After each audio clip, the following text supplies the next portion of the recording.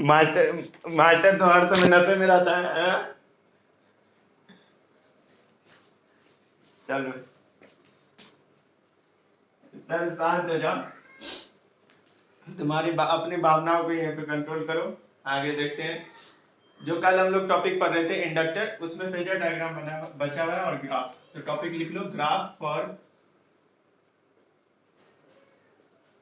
AC voltage applied across AC voltage and current for inductive circuit, for inductive circuit.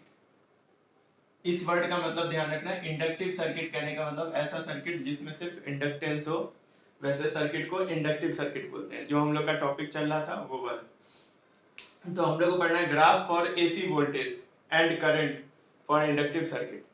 तो देखो, जो हमारा equation आया था, एक बार मैं इक्वेशन लिख देता हूं। हमने वोल्टेज अप्लाई किया था V = V0 sin omega t। इसके कारण से जो करंट आया I = I0 sin omega t minus π/2 आया था। ठीक है, ये डेराइव करके हमने देखा था V = V0 sin omega t था और करंट था I = I0 sin omega t minus π/2। तो इसमें दो चीज को ध्यान रखना है। पहला चीज, वोल्टेज का कर्व है V = V0 sin omega t, उसमें फेज जीरो है। ठीक है, जो हम अप्लाई करते हैं उसमें फेज जीरो होता है। और जो करंट डेराइव हुआ था उसमें फेज है, फेज कांस्टेंट है माइनस π/2। तो अगर हम ध्यान से देखें तो वोल्टेज आगे है, करंट पीछे है। कहां से पता चल रहा है? तुम t को जीरो पुट करके देखो। t को जीरो पुट करने से ये पूरा टर्म जीरो होगा, लेकिन यहाँ पे t को जीरो पुट करोगे तो ओमेगा इंटू जीरो जीरो हो जाएगा। जीरो माइनस π/2 माइनस π/2 होता है। ठीक है, तो करंट पीछे है और वोल्टेज आगे है। तो इसको ऐसे भी लिखा जाता है, ये नोट करके इस टॉपिक में लिख सकते हो। दो वर्ड आता है, एक होता है लैग और एक होता है, एक वर्ड तो लैग होता है। इसका मतलब होता है कि जैसे यहां पे लिख सकते हैं current lags voltage, current lags voltage by π/2। Current पीछे रह गया वोल्टेज से, कितने एंगल से? π/2 एंगल से। इस चीज को याद रखना है कि यहाँ पे इस वाले में इंडक्टिव सर्किट में करंट पीछे है किससे? वोल्टेज से। कितने एंगल से? π/2 एंगल से। यहाँ पे देख लो ओमेगा t माइनस π/2। तो अगर मैं लिख रहा हूं करंट लैग्स वोल्टेज बाय π/2, तो लैग मतलब समझना है पीछे रहना। और एक और तरीके से लिखा जाता है इसमें लीड। लीड कहने का मतलब होता है आगे रहना। तो करंट आगे रह रहा है, जैसे देखो यहां पे कैसे लिखेंगे, वोल्टेज लीड करंट बाय π/2। ठीक है, ये दो वर्ड को याद रखना। अगर मैं इन दोनों इक्वेशन को रखूं यहां पे, जैसे मान लो अगर कोई व्यक्ति ओरिजिन पे है, एक मिनट वेट करो।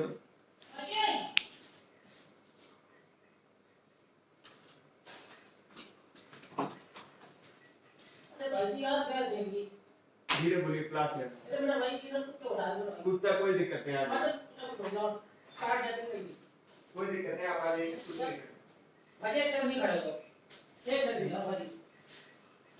ठीक है भाई, फिर कार्ड पूरा भेज रखा हूं।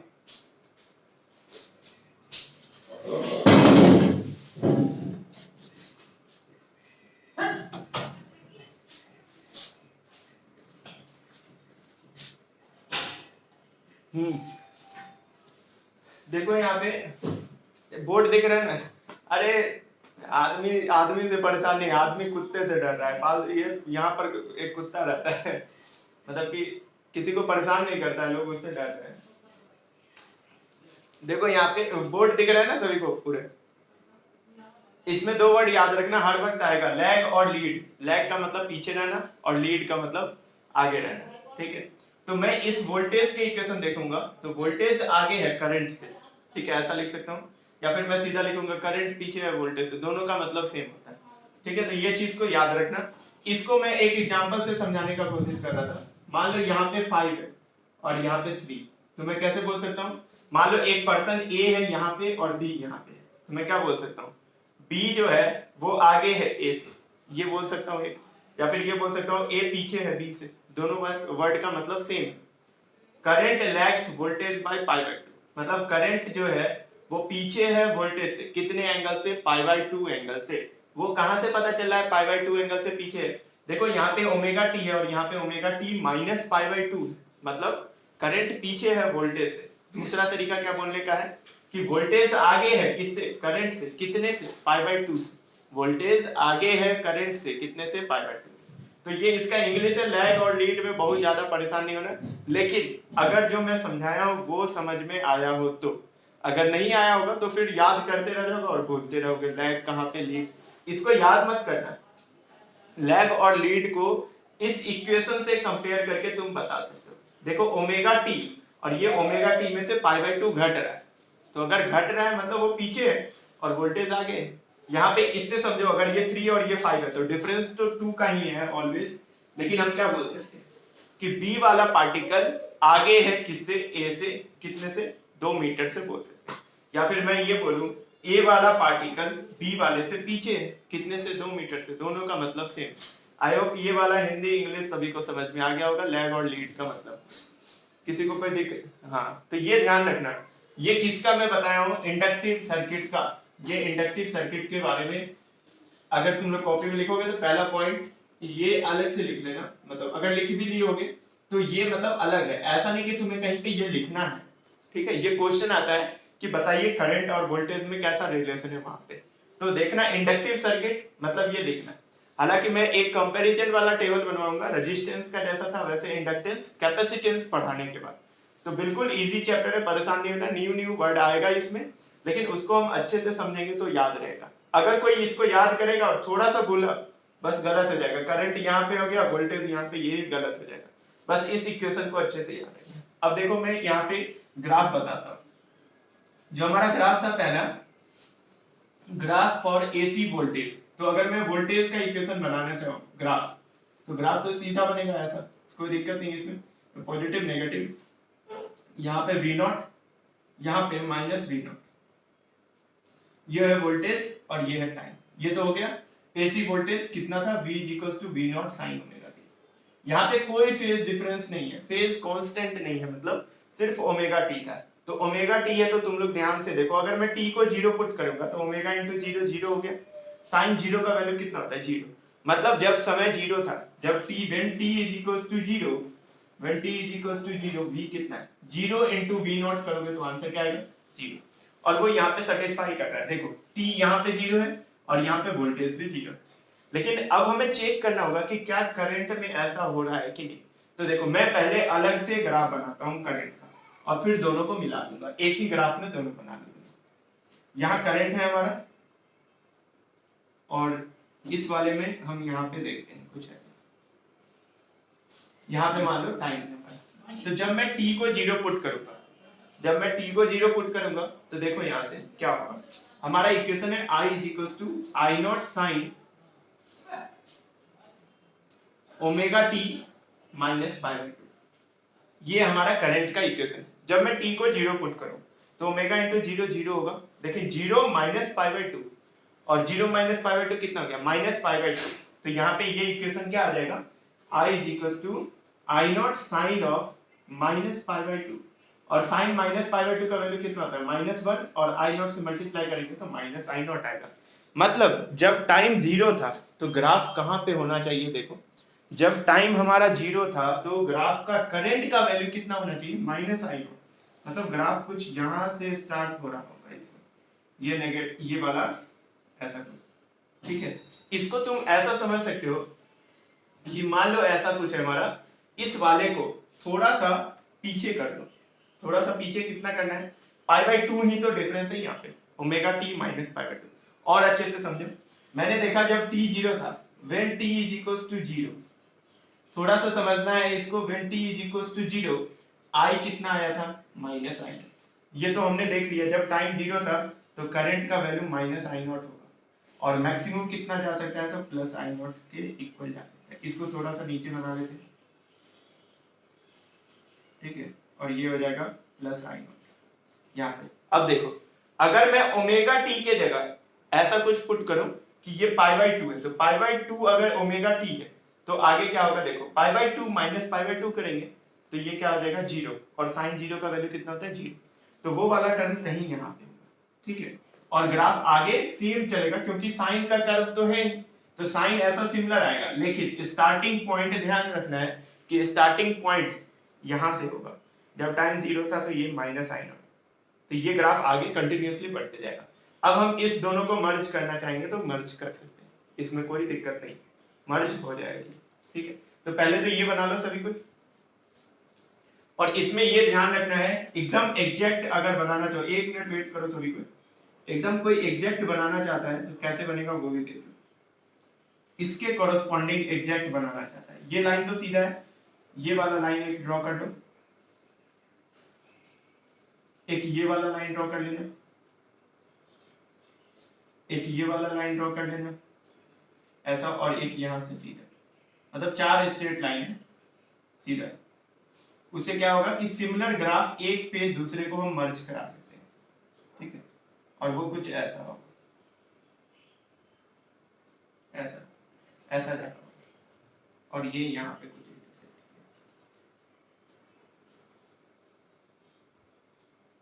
ऐसा ग्राफ बना ले, ये negative positive negative positive negative होते रहेगा इन दोनों को बनाकर। इसमें समझने में किसी को कोई दिक्कत तो नहीं है?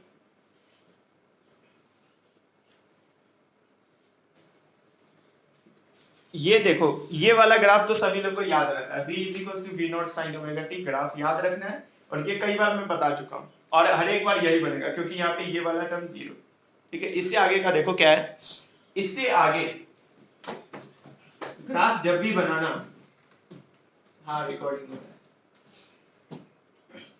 देखो इसमें यहां वाला जो ग्राफ है हमारा, इस ग्राफ को हम किस तरीके से मतलब समझेंगे बनाने का। पहला चीज तो हम ध्यान रखें कि हमारा जो करंट का इक्वेशन है वो कुछ ऐसा है, I is equal to I naught sine omega t minus pi by two, ठीक। अब इसको समझाने के लिए मैं इस इक्वेशन को और थोड़ा सा सिंप्लीफाई कर दे रहा हूं, ठीक है। और सिंप्लीफाई करने पे क्या होगा देखो, अगर मैं माइनस कॉमन लूं इससे तो क्या हो जाएगा, आई नॉट माइनस साइन, अगर मैं यहां से माइनस कॉमन ले लूं तो माइनस कॉमन लेने के बाद ये हो जाएगा पाई by to minus omega T.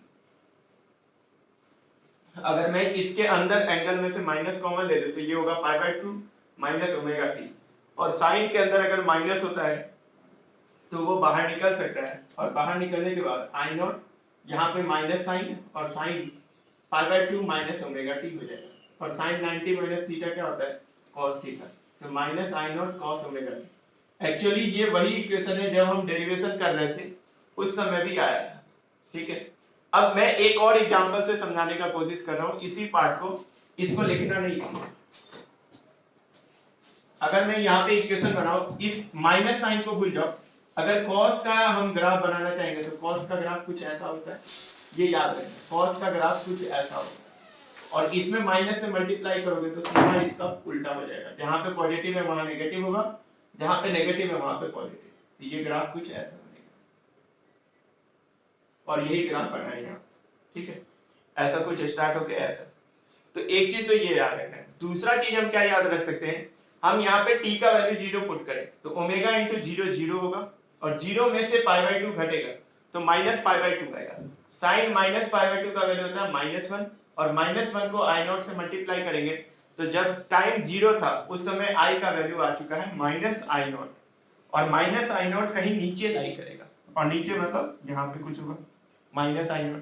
इसके बाद जैसे जैसे हम ओमेगा टी का वैल्यू बढ़ाते जाएंगे वो पॉजिटिव होगा, और पाई बाई 2 अगर आया तो पाई बाई 2 में से पाई बाई 2 घटेगा तो पूरा टर्म 0 हो गया। साइन 0 का वैल्यू कितना होता है 0, तो यहाँ पे 0 मिलेगा, और फिर ऐसा ही ग्राफ हर वक्त बनते जाएगा। तो तुम्हें 3 ग्राफ याद रखना है, कौन कौन सा ग्राफ, पहला ग्राफ तो ये वाला v equals to v naught sine omega t. दूसरा ग्राफ जब हम रजिस्टिव सर्किट पढ़े थे तो आया था i equals to I naught sine omega t, और मैं वहां पे बोला था कि ग्राफ सेम होगा बस उसका हाइट थोड़ा सा घट जाएगा, तो पहला वो ग्राफ हो गया। आज हम लोगों ने क्या देखा कि ये वाला ग्राफ तो वही जो हम कल पढ़ के आए थे, एक नया ग्राफ हम लोग को मिला, और वो ग्राफ किसका है देख लो, I is equals to I naught sine omega t minus pi by 2। तो कभी भी इंडक्टिव सर्किट में तुम्हें ग्राफ बनाने को देगा तो यही वाला ग्राफ बनाने को देगा, करंट का ग्राफ यही रहेगा।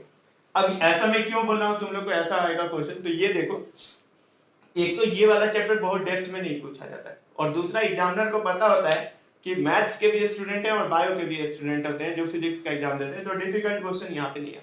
बेसिकली ये मैथ्स का क्वेश्चन है जो तुम लोग को मैथ्स में पूछा जा सकता था, लेकिन वो फंक्शन जहाँ पे पढ़ना होता है वहां पे। अभी के लिए हम लोग को फिजिक्स में बस ये ध्यान रखना है कि इंडक्टिव सर्किट में करंट का ग्राफ ऐसा होगा और वोल्टेज का ग्राफ ऐसा होगा, इस चीज को ध्यान रखना। इसको लिख लो, राइट साइड वाला मत लिखना, वो मैं समझाने के लिए बताया हूँ कॉस का ग्राफ कैसा होता है वो, बस ये ध्यान रखना है।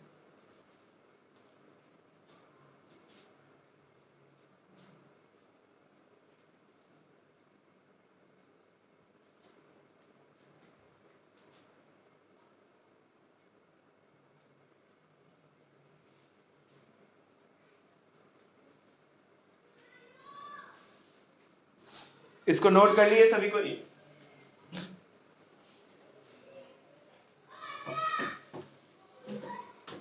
ठीक, इसको बना लो।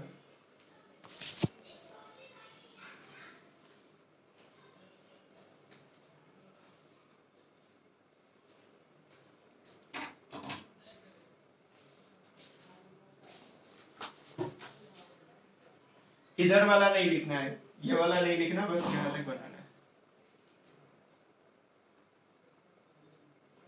ठीक, अब देखो इस दोनों का कंबाइंड ग्राफ क्या आता है वो भी देख लो। अगर हम कंबाइंड कहने का मतलब होता है कि दोनों को एक ही एक्सिस पे बनाना है, तो कुछ नहीं, इन दोनों को मर्ज करना है। तो मर्ज करने का मतलब एक बार एक्सिस बनेगा, इस वाले लाइन के ऊपर इस वाले लाइन को बना देना है, जैसा बना हुआ है वैसे। तो इन दोनों का कंबाइंड ग्राफ कैसा बनेगा, ये मान लेते हैं एक्स एक्सिस है जिस पे टाइम होगा, यहाँ पे वोल्टेज करंट दोनों आ सकता है। वोल्टेज को हम वोल्टेज वाले लाइन से देखेंगे और करंट वाले को करंट से। इस वाले ग्राफ को यहाँ पे चिपका दो, ये कुछ ऐसा बन गया, plus minus this will be V naught, और नीचे कुछ होगा माइनस वी नॉट, ये वाला पार्ट। अब इस ग्राफ को बनाना है, तो देखो इस ग्राफ का स्टार्टिंग कहां से, माइनस आई नॉट से। तो मैंने एक बात और बताया था जब हम लोग रजिस्टिव भी पढ़ रहे थे कि वोल्टेज से कम होता है करंट का value, V equals to I R में अगर मैं I निकालूंगा तो V अपॉन R, रेजिस्टेंस का वैल्यू 1 से ज्यादा होगा तो वोल्टेज से घट जाएगा करंट। ठीक है, तो मतलब हमें यहाँ पे कुछ माइनस आई नॉट एज्यूम कर लेना चाहिए और यहाँ पे कुछ प्लस आई नॉट एज्यूम कर लेना चाहिए। अब देखो, जब टाइम जीरो था तो वोल्टेज स्टार्ट हुआ था जीरो से, लेकिन जब टाइम जीरो था तो करंट स्टार्ट हुआ था माइनस आई नॉट से। तो मैं यहाँ पे बनाऊंगा कुछ ऐसा,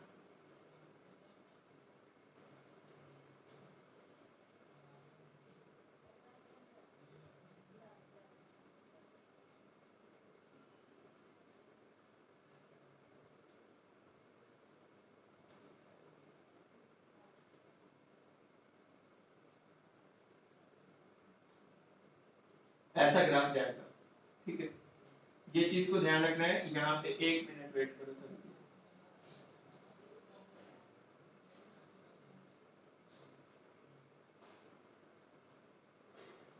ऐसा जाएगा।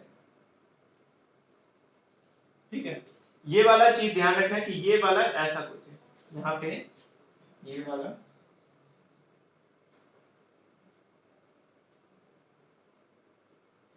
ये प्लस आई नॉट होगा इसका, और ये नीचे माइनस आई नॉट। तो ये वाला जो है ये वाला वोल्टेज के लिए था, और यहाँ पे तुम लोग दो पेन अलग अलग यूज करना, करंट को ये वाले से बनाना और वोल्टेज वाले को ये रेड से बना लेना, एक को ब्लैक या ब्लू से, ऐसे करके बना सकते हो। मैं फिर से एक बार लाइन ड्रॉ कर रहा हूँ, देखो ये वोल्टेज का है, ये वाला पूरा ऐसे जो गया है ये वाला वोल्टेज का है। ठीक है, और ये वाला है omega t minus pi by 2 जो नीचे से स्टार्ट हुआ है, ये वाला करंट का बना दिया।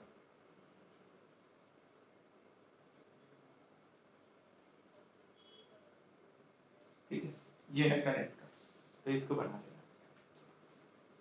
और ये सब में बहुत ज्यादा दिमाग नहीं लगाना है क्योंकि थ्योरी का पार्ट है।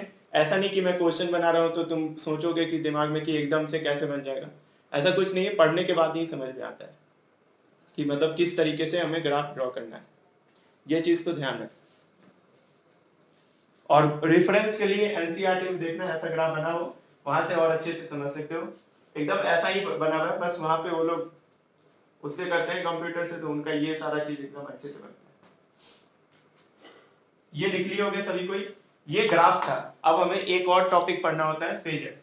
फेजर डायग्राम बनाना होगा इस ग्राफ के अकॉर्डिंग। तो देखो फेजर डायग्राम कैसे बनाते हैं, वो वाला नहीं मिटाऊंगा, फेजर डायग्राम कैसे बनता है वो देखो। इसको लिख लो पहले, फिर समझा रहा। अब से एक फिगर बना रहे हो कि नहीं?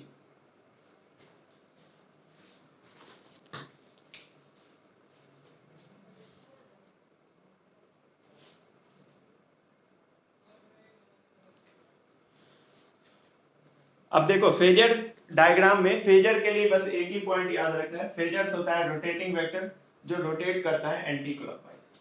फेजर एक ही ग्राफ में हम बना सकते हैं, फेजर भी बेसिकली ग्राफ ही होता है। मान लो हम लोग बेस एंगल मानते हैं ओमेगा टी, हम लोग बेस एंगल क्या मानते हैं? Omega t. तो देखो वोल्टेज का इक्वेशन होता है V is equals to V naught sine omega t, और करंट का इक्वेशन हमने डिराइव किया था I naught sine omega t minus pi. ठीक है, अगर मान लो हमारा बेस एंगल ओमेगा टी, तो अगर ये ओमेगा टी पहले ही चल चुका है तो इसको आगे तो चलना ही नहीं, क्योंकि इसका एंगल ही ओमेगा टी है। और मैं पहले ही बोल दिया कि ओमेगा टी तो चला चुके हैं हम यहीं पे, ओमेगा टी से ही ये स्टार्ट करना है। तो यहाँ पे कितना है? ओमेगा टी प्लस जीरो लिख सकते हैं इसको, ओमेगा टी प्लस जीरो। मतलब वोल्टेज वाला जो ग्राफ है वो रोटेट ही नहीं करेगा, क्योंकि हमने बेस एंगल ओमेगा टी लिया। अगर हम बेस एंगल जीरो लेते तो हमें ओमेगा टी एंगल रोटेट करना पड़ता है, बट अगर हम बेस एंगल ओमेगा टी ले रहे हैं तो हमें जीरो एंगल रोटेट करना है वोल्टेज के लिए। तो जीरो एंगल कुछ भी नहीं होता, यही लाइन हो जाता है जीरो, ये हो गया वोल्टेज का। ठीक है, अब हम करंट का बात करते हैं। तो करंट में लिखा हुआ है I is equal to I naught sine omega t minus pi by two. तो देखो ओमेगा टी तो हमारा बेस एंगल, और क्या लिखा हुआ है यहाँ पे? ओमेगा टी से minus pi by to. Minus pi by to कहने का मतलब होता है एंगल हमारा नेगेटिव में कब आता है? जब हम क्लॉकवाइज रोटेट करते हैं। ओमेगा टी प्लस समथिंग होता तो हम ऊपर बढ़ते, omega t minus pi by to है तो हमें कहां बढ़ना होगा? नीचे। और पाई बाई टू कहने का मतलब कितना होता है? देखो यही होता है पाई बाई टू। तो ये हमारा करंट का आएगा। ये चीज ध्यान रखना, कंफ्यूज नहीं होना कोई भी। देखो ये है omega t plus zero, omega t तो ये एंगल हो गया, ओमेगा टी से हमें कितना एंगल और रोटेट करना था? तो 0 डिग्री। 0 डिग्री मतलब रोटेट ही नहीं करना था, ये वाला हो गया वोल्टेज। अब आते हैं करंट पे। तो ओमेगा टी में से पाई बाई टू नीचे आना है। क्यों नीचे आना है? क्योंकि यहाँ पे देखो माइनस साइन, और माइनस साइन किसके लिए होता है? क्लॉकवाइज रोटेशन के लिए होता है। तो ये हमारा बेस एंगल ओमेगा टी वाला, और ओमेगा टी से हमें पाई बाई टू नीचे आना होगा क्योंकि माइनस साइन। तो पाई बाई टू एंगल यही होता है ना, एक क्वाड्रेंट कितना एंगल बनाता है? 90 डिग्री। तो ये लाइन से अगर 90 डिग्री तुम रोटेट किए कैसे? क्लॉकवाइज, क्योंकि माइनस पाई बाई टू। तो यहाँ पे ये वाला लाइन आएगा, और ये लाइन वाई एक्सिस हो जाएगा। तो ये वाला जो फेजर है ये वोल्टेज और करंट दोनों के लिए बन गया। For voltage phasor is this, और for current phasor is this, taking base angle omega t. Omega t को अगर हम बेस एंगल मानेंगे तो वोल्टेज का फेजर डायग्राम ये है और करंट का फेजर डायग्राम ये है। किसी को अगर समझने में कोई दिक्कत है तो पूछ लो इससे रिलेटेड।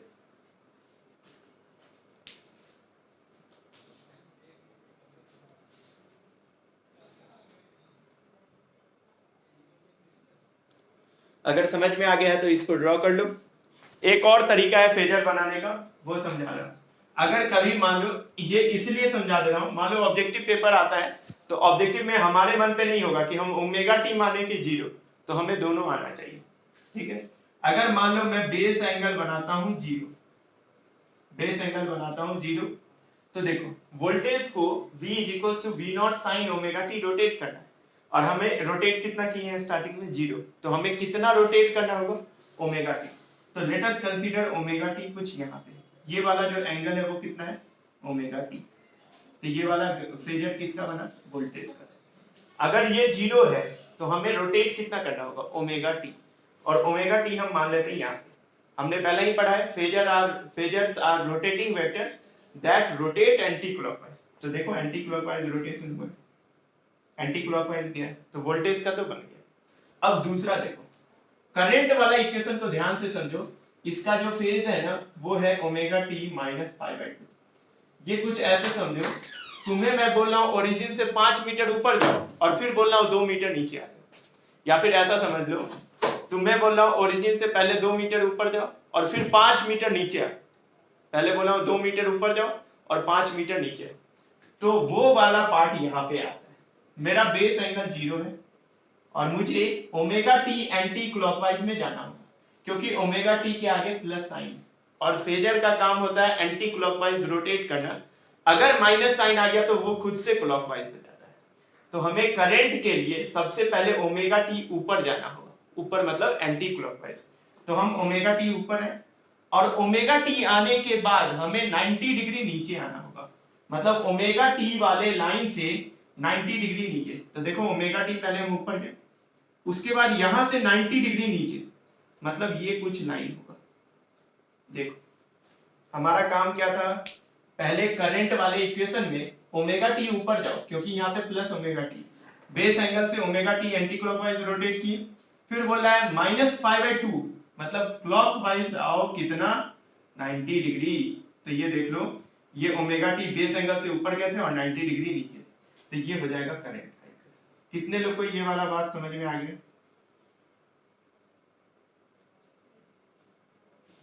ठीक, तो इस चीज को ध्यान रखना, जो लोग मैथ्स वाले के लिए तो बहुत इजी है, बस इस चीज को समझना होता है वहां पे कि हमें पहले 5 मीटर 2 मीटर बोला आगे जाने के लिए, तो हम 2 मीटर आगे गए और 2 मीटर आगे जाने के बाद 5 मीटर पीछे, तो हमारा आंसर एकदम से सही आ जाएगा कि हम कैसे कैसे जाना है। अगर बेस एंगल ये, अगर बेस एंगल ओमेगा टी होता था तो परेशानी ही नहीं, बी को 0 पे रख दो और इसको 90 डिग्री नीचे। लेकिन अगर बेस एंगल 0 है तो वोल्टेज के लिए तो omega t anti clockwise, and for current पहले जाइए एंटी क्लॉकवाइज ओमेगा टी और फिर पाई बाई 2 नीचे आइए, तो करंट आ जाएगा।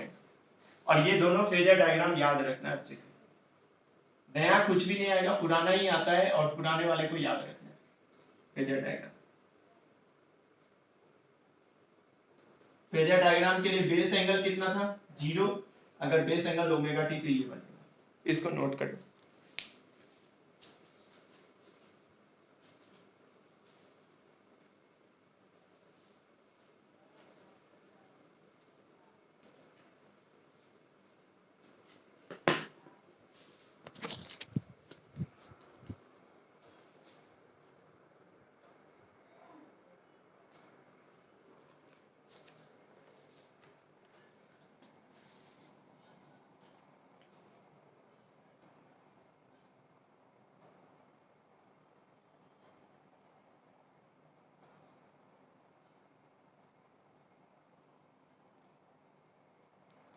अच्छा, कई बार ये भी ध्यान रखना कि कई बार ये बेस एंगल भी नहीं दिया रहता है, ओमेगा टी भी नहीं दिया रहेगा और 0 भी नहीं दिया रहेगा, तब हमें खुद से आइडेंटिफाई करना होगा कि बेस एंगल क्या लिया गया। तो यहाँ पे देखो, हमें पता है ना कि वोल्टेज का तो ऑलवेज इक्वेशन यही लिखा होगा, V equals to V naught sine omega t. अगर वोल्टेज एक्स एक्सिस पे है मतलब ओमेगा टी माना गया है, यहाँ पे इस वाले को बेस एंगल को ओमेगा टी माना गया। अगर ओमेगा टी तुम्हें यहाँ दिख गया मतलब बेस एंगल 0 था, ये खुद से समझ सकते हो, बहुत ज्यादा परेशान होने का बात नहीं है इसमें, कि अगर ओमेगा टी यहाँ दिखेगा मतलब बेस एंगल 0 था, अगर बेस एंगल ओमेगा टी है तो वोल्टेज वाला लाइन यही दिखेगा, और करंट तो चेंज होगा क्योंकि करंट का इक्वेशन ही चेंज हो चुका है, omega t minus pi by 2। तो इसको नोट कर लियोगे सभी कोई? नेक्स्ट टॉपिक लिखो। ये हम लोगों ने 2 टॉपिक अभी तक पढ़ लिया, एक तो वोल्टेज हमने लगाया था रेजिस्टेंस के अक्रॉस, दूसरा हम लोगों ने कल लगाया था वोल्टेज इंडक्टेंस के अक्रॉस। थर्ड टॉपिक है हमारा voltage applied across, third topic है हमारा AC voltage applied across, AC voltage applied across. Capacitance लिखा रहता है और यहां पे लिखा रहता है कैपेसिटिव सर्किट, दोनों का मतलब सेम। कैपेसिटेंस या कैपेसिटिव सर्किट कहने का मतलब ओनली कैपेसिटेंस का बात हो रहा है, ये ध्यान रखना। इसको लिख लो, लिखवा रहा हूं, एसी वोल्टेज, टॉपिक लिख लो, AC voltage applied across, AC voltage applied across capacitance और capacitive circuit, AC voltage applied across capacitance और कैपेसिटिव सर्किट। अब देखो हम लोगों का जो टॉपिक है इस बार हम AC वोल्टेज लगाना है किसके अक्रॉस, कैपेसिटेंस के अक्रॉस। तो कैपेसिटेंस देखें यहां से, तो कैपेसिटेंस ये हो गया जिसका वैल्यू हम मान लेते हैं C है, और इसके अक्रॉस हमने एक AC वोल्टेज लगा दिया ऐसे, इसका नाम क्या है, V = V0 sin omega t। ठीक है, ये लगाने से क्या होगा, यहाँ पे देखो कैपेसिटेंस के अक्रॉस वोल्टेज लगाओगे तो ये प्लस चार्ज हो जाएगा प्लस Q, और यहाँ पे हो जाएगा माइनस Q। ठीक है, कैपेसिटेंस का वैल्यू C है अभी भी, ठीक है, कैपेसिटेंस का वैल्यू C है, लेकिन जैसे ही हम बैटरी का अक्रॉस लगाते थे वहां पे प्लस B और माइनस, मतलब प्लस वाला जो टर्मिनल होता है उससे यहाँ पे प्लस चार्ज स्टोर होना शुरू होता है, और जो माइनस वाला टर्मिनल होता है उससे नेगेटिव चार्ज स्टोर होना शुरू होता है। कैपेसिटेंस का काम ही था टू स्टोर चार्ज, तो यहाँ से हम देख सकते हैं क्योंकि AC वोल्टेज है तो हम मान लेते हैं ये वाला टर्मिनल पॉजिटिव और ये वाला नेगेटिव, ये पॉजिटिव है तो इसको पॉजिटिव चार्ज करेगा, और ये नेगेटिव है तो इसको नेगेटिव चार्ज करेगा। यहाँ पे दो लाइन लिख लेते हैं, consider N AC voltage, consider an AC voltage is applied across a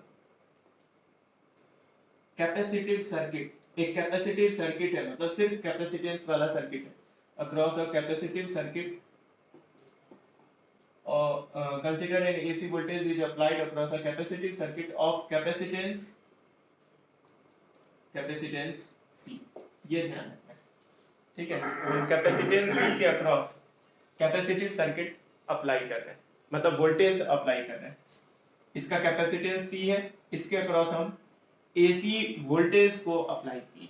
फिर से वही चीज होगा, हमें करंट का इक्वेशन डेराइव करना है ताकि करंट का कैसा इक्वेशन आता है ये हम देख सकें। तो यहाँ पे देखो, अगर मैं इस सर्किट में अप्लाइंग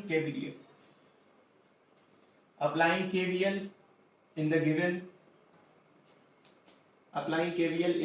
सर्किट, अगर मैं इस सर्किट में CKT मतलब सर्किट, ठीक है, applying KVL in the given circuit, तो देखो यहाँ पे प्लस है और ये प्लस V माइनस। अब देखो यहाँ पे हमें लिखना होता है वोल्टेज, तो कैपेसिटेंस के अक्रॉस वोल्टेज का फॉर्मूला याद रखना, Q = CV होता है, तो V कितना हो जाएगा, Q/C के इक्वल आ जाता है। V किसके इक्वल आ जाता है, Q/C। तो इसके अक्रॉस जो हमें लिखना होगा वो लिखना होगा Q/C, तो V - Q/C = 0। अगर इस वाले को हम सही से लिखें तो क्या होगा, देखो V = Q/C, तो यहां से अगर मैं Q लिखूंगा तो C × V लिखना होगा। सेम वही बात है, सीधा याद रख सकते हो, charge stored across capacitance is directly proportional to voltage applied across it. ये कैपेसिटेंस का कहानी है, वहां पे सबसे स्टार्टिंग में जब हम कैपेसिटेंस पढ़ते हैं तो यही स्टार्ट होते हैं कि the charge stored across capacitance is directly proportional to voltage applied across capacitance, वही का ये कहानी। क्योंकि हमें करंट निकालना है और चार्ज पता है तो हमें क्या करना होगा, डिफरेंशिएट कर देंगे इसको टाइम के रिस्पेक्ट में, तो ये क्या आ जाएगा, देखो पहले तो मैं ये कर रहा हूं, C का ऐसे ही रहने देता हूं, V की जगह लिख देता हूं V0 sin omega t। V की जगह क्या पुट कर दिया, V0 sin ओमेगा t। अब मैं इस इक्वेशन को डिफरेंशिएट कर रहा हूं। अच्छा, इसमें कैपिटल Q स्मॉल q कुछ भी लिख सकते हो, चार्ज है प्लस Q लिखना है प्लस Q लिखो, स्मॉल q लिखना है तो स्मॉल q लिखो, उससे कोई फर्क नहीं पड़ता है। ठीक है, अगर मैं डिफरेंशिएट कर दूं दोनों तरफ तो dy/dt of Q = dy/dt of CV0 sin omega t, ऐसा कुछ आ जाएगा। ठीक है, अब इसको डिफरेंशिएट करने के रेट ऑफ चार्ज फ्लो क्या होता है, dq/dt क्या होता है, करंट, तो I आ गया, कांस्टेंट है C, डिफरेंशिएट CV0 कांस्टेंट है, डिफरेंशिएशन होगा sin ओमेगा t का, किसके रेस्पेक्ट में, t के रेस्पेक्ट में। तो यहां से देखो I = CV0, differentiation of sin omega t क्या होता है, sin का डिफरेंशिएशन cos होता है, तो हम यहां से लिखेंगे sin के लिए cos ओमेगा t, और ओमेगा t का डिफरेंशिएशन हो जाएगा ओमेगा, तो यहां से I मैं लिख सकता हूं CV0 ओमेगा, और साथ में लिखूंगा cos ओमेगा t। अब यहां ध्यान रखना है I = CV0 ओमेगा बताओ cos ओमेगा टी को हम चाहते हैं कि हमने वोल्टेज लगाया था sin ओमेगा टी और हमारा आंसर cos में आ रहा है, तो अगर मैं इसको sin में लाना चाहूंगा तो क्या मैं लिख सकता हूं sin 90 plus theta. sin 90 plus theta कितना होता है, cos थीटा होता है। तो अगर थीटा हमारा ओमेगा टी है तो we can write this as sin omega t plus pi by 2।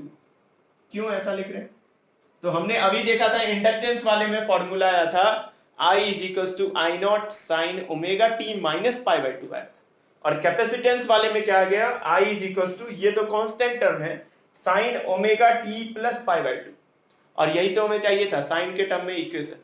तो ये वाला पूरा डेरिवेशन इसका होता है। हालांकि एक लाइन और अभी मैं बताऊंगा, लेकिन इस वाले में कन्वर्जन में किसी को कोई दिक्कत है तो पूछ लो। Sine omega t plus pi by 2 वगैरह में कोई दिक्कत है, या फिर डिफरेंशिएशन वगैरह में कोई दिक्कत है किसी को तो पूछ लो।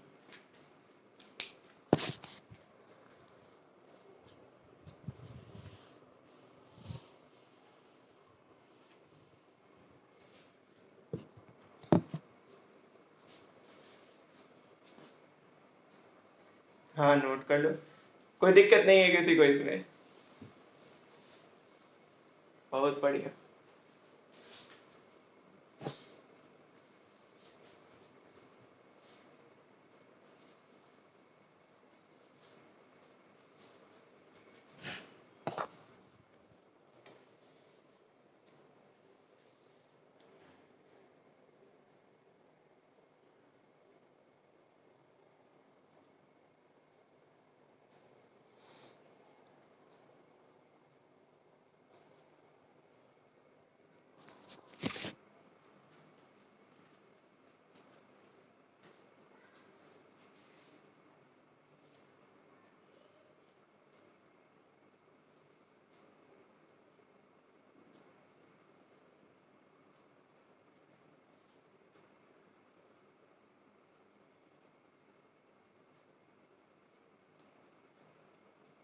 नहीं सुधरेगा तुम प्रियांशु, यहाँ मैं पूछ रहा हूँ कोई दिक्कत है कि नहीं, तो उसमें कुछ नहीं पूछ रहा है। अब तुम लोग से मैं पूछूंगा कैसे क्या हो रहा है। प्रियांशु से मैं पूछ रहा हूँ, चैट में लिख रहा है।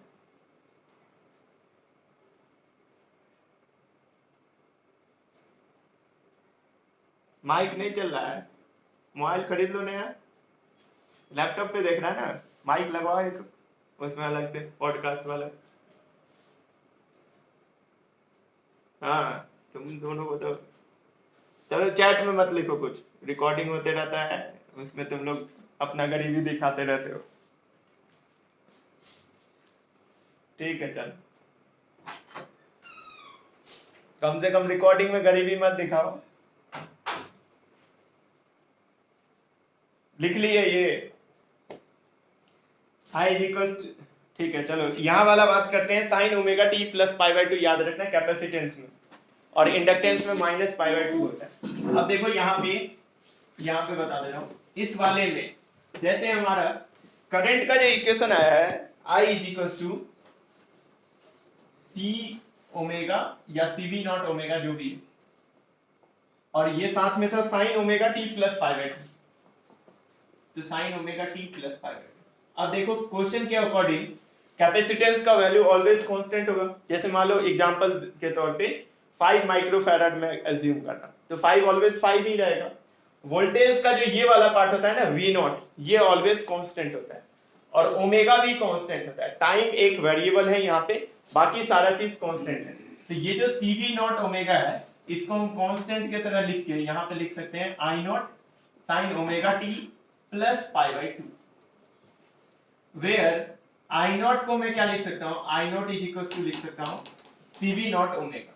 इस वाले टॉपिक में तीनों को मैं एक साथ मिला मत देना, रेजिस्टेंस कैपेसिटेंस इंडक्टेंस वाले को, तब फिर गलत हो जाएगा। हम बात करें कैपेसिटिव सर्किट में, उसमें आई नॉट का वैल्यू होता है सी वी नॉट ओमेगा, और इसको एक और तरीके से लिखा जाता है, और वो किस तरीके से लिखा जाता है उसको समझ लो। अगर मैं देखूं यहाँ पे तो I naught is equal to resistance के अकॉर्डिंग लिखते हैं तो I naught is equal to V naught upon resistance होता। अगर ये रेजिस्टिव सर्किट होता तो I is equal to V upon R होता कि नहीं, V is equal to I R से। लेकिन यहाँ पे रेजिस्टेंस तो है नहीं, लेकिन हमें पता है कि कैपेसिटेंस भी उसी के तरह बिहेव कर रहा है। तो अगर मैं इसको लिखना चाहूं तो मैं इसको ऐसे लिख सकता हूं कि नहीं, वी नॉट अपॉन 1/ω_c।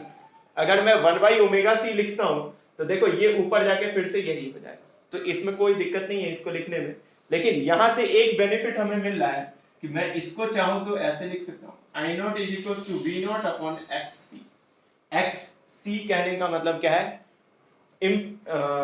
इसको बोलते हैं कैपेसिटिव रिएक्टेंस। जिस तरीके से XL का नाम था इंडक्टिव रिएक्टेंस, उसी तरीके से XC का नाम होता है कैपेसिटिव रिएक्टेंस। तो उसको हम लोग याद रख सकते हैं। देखो यहाँ पे क्या क्या याद रखना है।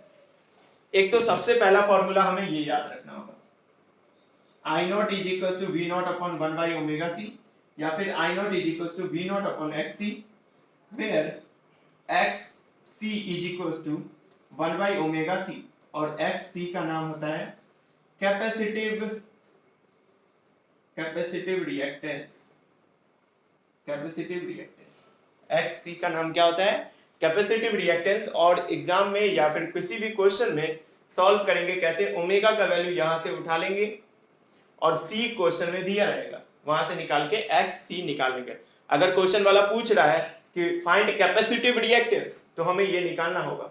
और ऐसे भी सोचो, I0 अगर निकालना होगा तो हमें V नॉट अपॉन XC या फिर V नॉट अपॉन 1/ω_c करना होगा, या फिर हम ये वाला भी कर सकते हैं।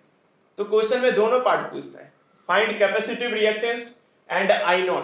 तो I0 निकालने के लिए हमें V नॉट अपॉन XC करना होगा और XC का वैल्यू ऐसे निकलेगा। ये याद रखना, कैपेसिटिव रिएक्टेंस का यूनिट होता है ओम। ऐसा हो सकता है कि अगर तुम लोग कल के क्लास वाले टॉपिक को रिवाइज नहीं किए होगे तो तुम्हें ये सब कुछ नहीं आ रहा होगा समझ में। तो उसका एक ही तरीका है, सबसे पहले रेजिस्टेंस रिवाइज करना, फिर इंडक्टेंस करना, फिर कैपेसिटेंस करना, तो समझ में आएगा। नहीं तो फिर ये जो लिखा हुआ है, ये सब क्यों ऐसा लिखा जाता है वो तुम्हें समझ में नहीं आएगा। एक ही चीज याद रख सकते हो, current is equal to voltage upon resistance होता है रेजिस्टिव सर्किट में। अगर रेजिस्टिव सर्किट नहीं होगा तो रेजिस्टेंस ऐसा कुछ ना कुछ आएगा। तो कैपेसिटेंस वाले में आता है कैपेसिटिव रिएक्टेंस और इंडक्टेंस वाले में आता था इंडक्टिव रिएक्टेंस। तो ये पूरे पॉइंट याद रखना होगा तुम्हें। और साथ में ये भी याद रखना है कि कैपेसिटेंस वाले टॉपिक में I is equal to I0 sine ω_t plus π/2 होता है, और इंडक्टेंस वाले सर्किट में I is equal to I0 sine ω_t minus π/2 था। तो ये याद रखना। इससे रिलेटेड किसी को कोई डाउट हो तो पूछ लो, नहीं तो लिख लो।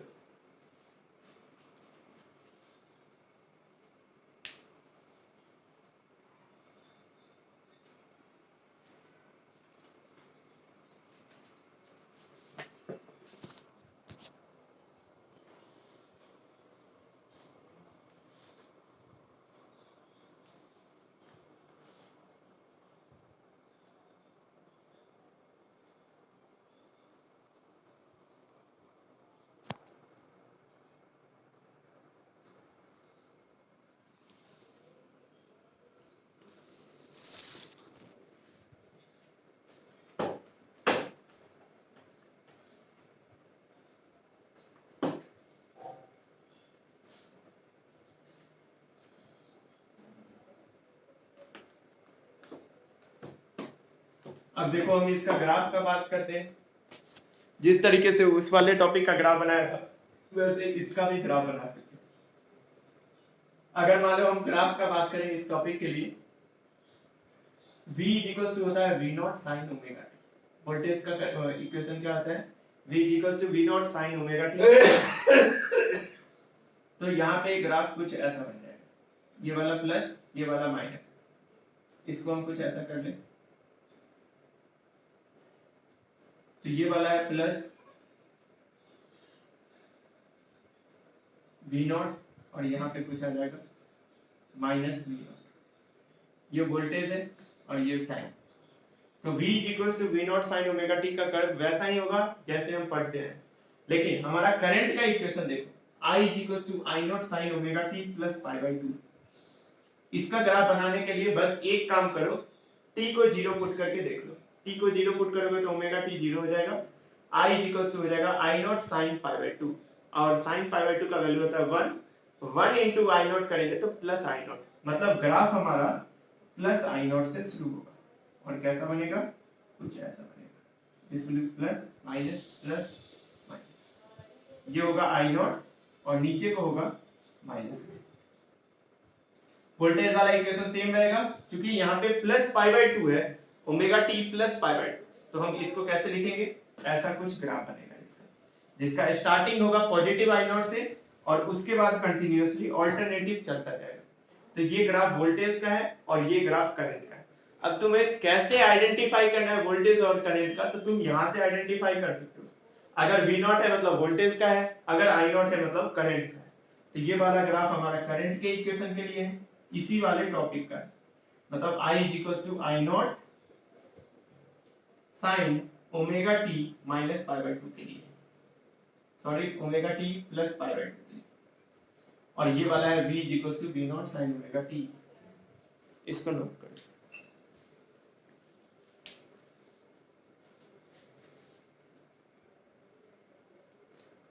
और इसके नोट करने के बाद कोशिश करो इसका क्यूमुलेटिव ग्राफ, मतलब एक साथ वोल्टेज और करंट एक ही ग्राफ में बनाने का। इधर वाला नोट कर लिए होगे सभी को, ये वाला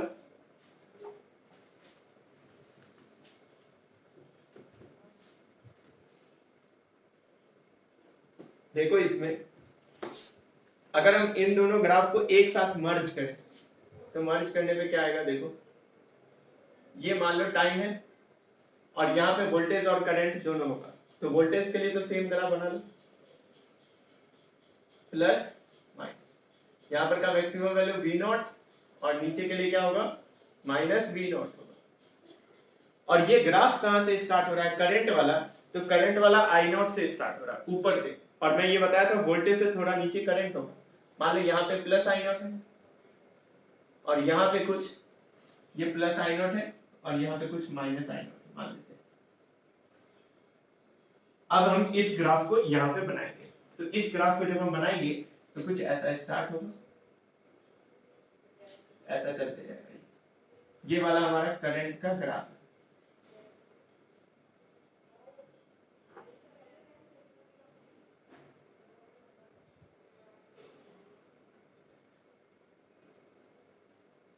ये plus I not minus I not, इसके लिए दिस इज वोल्टेज।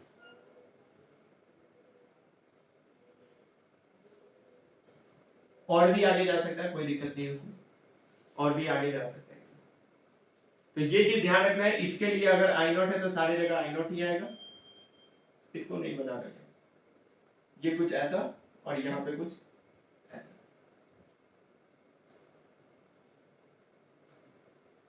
और ये V नॉट के लिए,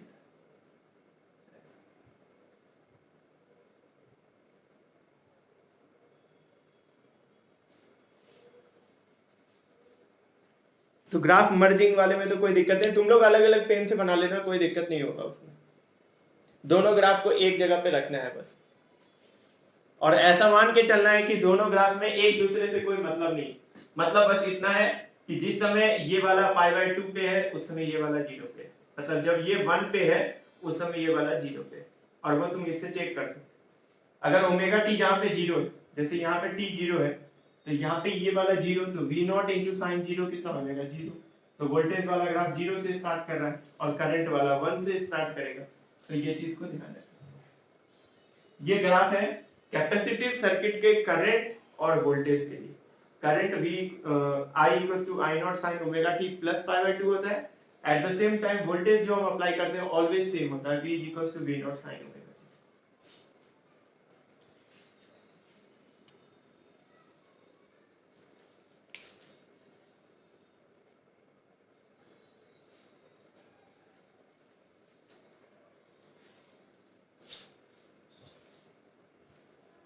इसको नोट कर लिए सभी कोई?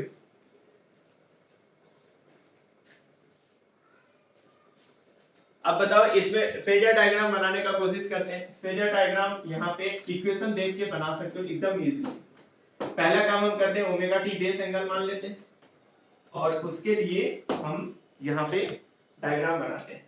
तो देखो यहाँ पे मान लो बेस एंगल हम मानते हैं ओमेगा टी। अगर हम बेस एंगल ओमेगा टी मानते हैं तो हमें दो ग्राफ बनाना है, दो फेजर डायग्राम बनाना है। एक तो बनाना होगा V = V naught sine omega t के लिए, और एक बनाना होगा I = I naught sine omega t plus pi by to.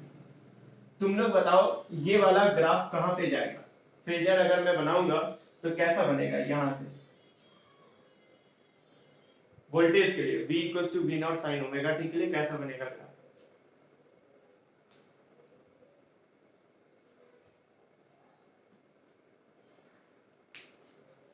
बताओ कोई।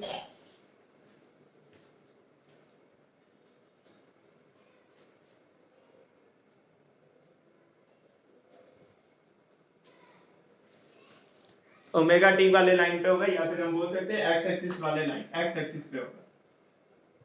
ठीक है, ये हो गया हमारा वोल्टेज का। क्यों ऐसा हुआ? क्योंकि वोल्टेज में ओमेगा टी है और यहाँ पे बेस एंगल ओमेगा टी। अब देखो करंट वाले में omega t plus pi by to है, तो ओमेगा टी तो ये वाला लाइन है और पाई बाई टू प्लस में है, तो कैसा होगा ये? ओमेगा टी तो ये वाला लाइन था और इसमें पाई बाई टू ऊपर, तो ये हो जाएगा करंट के लिए।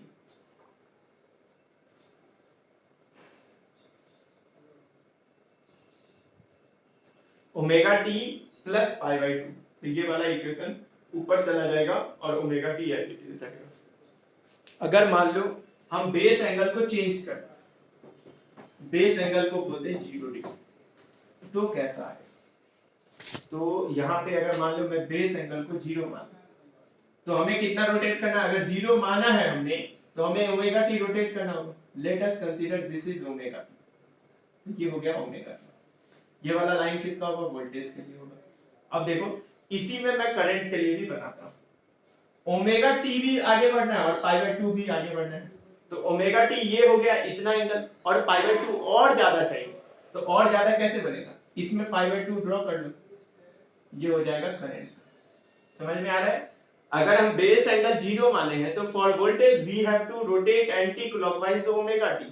हमें एंटी क्लॉकवाइज डायरेक्शन में ओमेगा टी रोटेट करना था, वो रोटेट किए तो वोल्टेज का फेजर डायग्राम बन गया। करंट में omega t plus pi by to rotate करना है, तो हम तो पहले ही ओमेगा टी रोटेट कर चुके थे, उस ओमेगा टी से पाई बाई टू और एक्स्ट्रा जाना है, तो ओमेगा टी में पाई बाई टू ऐड करोगे तो यहाँ पे से परपेंडिकुलर लाइन होगा और वो कुछ ऐसा, ये हो जाएगा करंट का। तो this is complete phasor for capacitive circuit. ये वोल्टेज के लिए और ये करंट के लिए।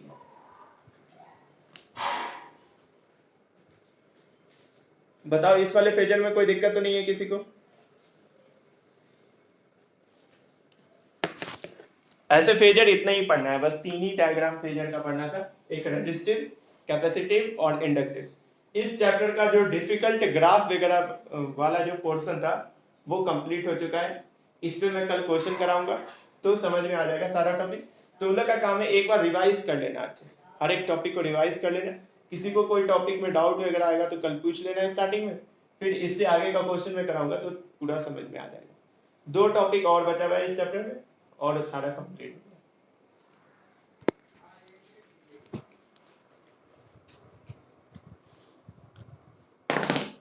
इससे आगे नेक्स्ट क्लास में पढ़ेंगे।